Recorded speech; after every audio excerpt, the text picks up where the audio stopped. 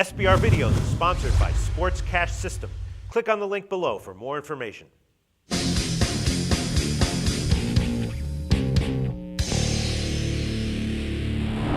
Hi, welcome to SBR Forum Videos. I'm Peter Loshak. This is the line move show that we do every Friday with Joe Duffy from OffshoreInsiders.com. Right now we're looking ahead to NFL Week 12. Joe, thanks for being back with us. Thank you, Peter. All right, and Joe Duffy, for those of you who might not already know, is 20-10 against the spread in our preview videos in the NFL. Joe, give a quick plug for OffshoreInsiders.com. Yeah, it's definitely going to be a fantastic weekend in college football. Most likely the NFL haven't completed the NFL card, but a lot of check marks up there. Great year it's been. Great career. OffshoreInsiders.com, Joe Duffy's picks. All right. A lot to be thankful for, Joe Duffy, right? Great career. You're right. Great season this year. Everything's going well, right?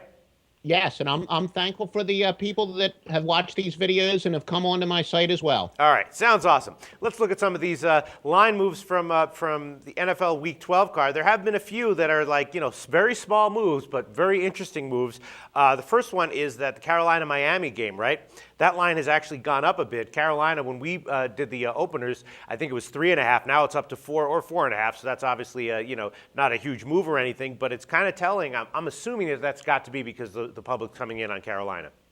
Yeah, the Panthers have obviously been playing tremendous football. A lot of people were wondering, though, would they finally, beat a quality team, which they did last week. So I think Carolina is now officially a quote-unquote public team, and obviously Miami, we all know about all their off-field distractions, etc. But the Panthers are, as of right now, definitely a public team. All right, but doesn't this seem like it might be one of those games where the Sharps come in on an ugly home dog?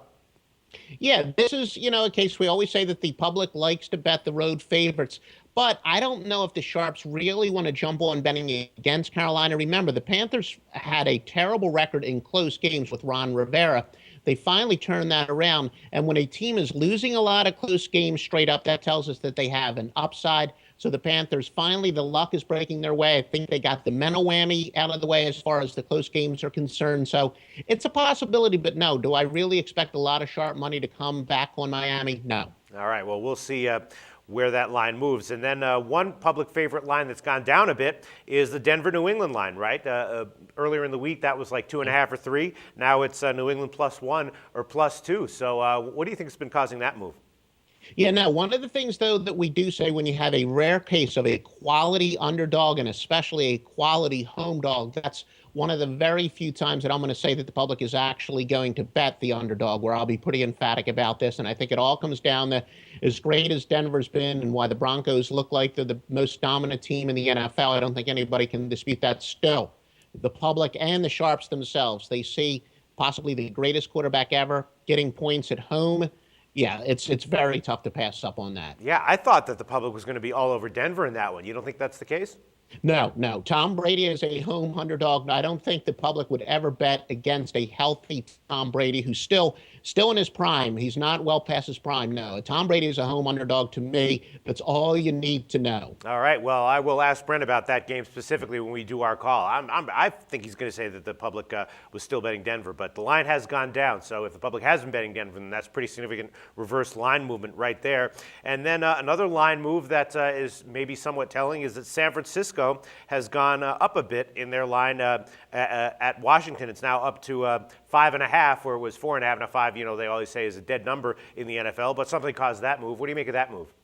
Yeah, I think it's got a lot to do with all the Washington infighting. Now, Robert Griffin III is pointing fingers. Fingers are kind of pointing back at him. Mm-hmm. There's even some talk, is Mike Shanahan already setting the tables to leave Washington? So I think the Redskins are somewhat analogous to Miami, although the Redskins' problems are being caused by on-field troubles and then guys in the locker room allegedly at each other. But I think this is much more the case of the public betting against Washington than they are on San Francisco per se. All right, then the only other line that I wanted to mention specifically is the Tennessee-Oakland game. Now, Oakland, opened as about a 1-point home favorite. Now it's moved back the other way to about Pick'em or Tennessee -1. And that looks like a move to me that must be on sharp action, because when I first saw that line, I was like, man, man, this line seems like it's a little bit low to me. It seems like, the public would be attracted to Oakland. But then I previewed that game with Al McMurdy. He gave some great technical reasons for liking Tennessee. Now it's up to pick 'em or Tennessee -1. I'm assuming that's not because, the public thought they were seeing an edge. I'm assuming the public action in this game is probably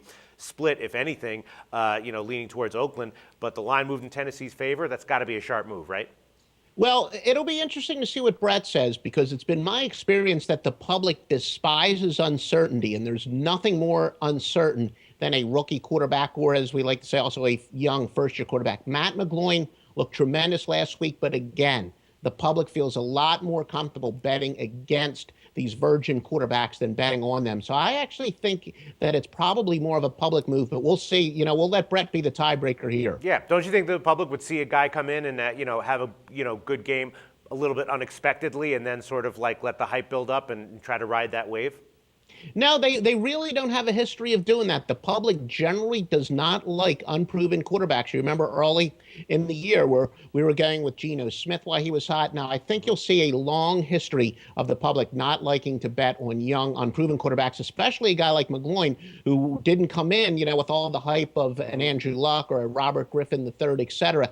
This is a guy, if I'm not mistaken, McGloin, I think, was a free agent out of Penn State. Mm-hmm. And so he came in with very little hype. So I think the public really is demanding that McGloin show a lot more before they jump on him. All right, well, that's all I wanted to ask you about in terms of specific lines. Is there anything else from the rest of the card that you think is interesting at the moment or that might move by kickoff?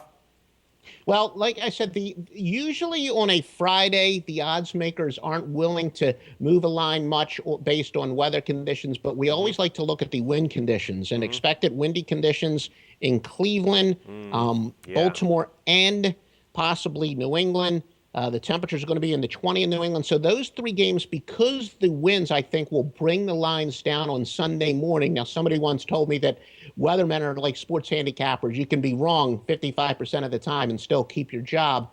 But we will be keeping a very close eye on the weather. But right now, I would say if you want to bet the under on those games that I mentioned, Cleveland and New England, that you want to definitely do it now, because I think the line will drop. The total will drop, that is. Yeah, that Cleveland line. I mean, when I first handicapped that game, I was like, man, the over 41 or 41.5 might be a decent bet. That was something I was liking. Now I'm seeing that's a solid move down to 40, so that must be exactly why. But look, we saw last week there was a ton of games with bad weather, and those games all went over. So what do you make of that?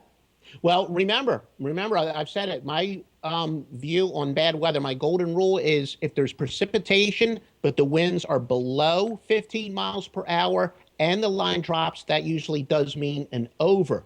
Where I believe that the weather will make a game an underplay is if there's very strong winds. So we've got to discuss how we define bad weather. Precipitation with low winds is good for the over, especially if the line drops. Okay, thanks so much, Joe Duffy. Once again, talk to you on Monday.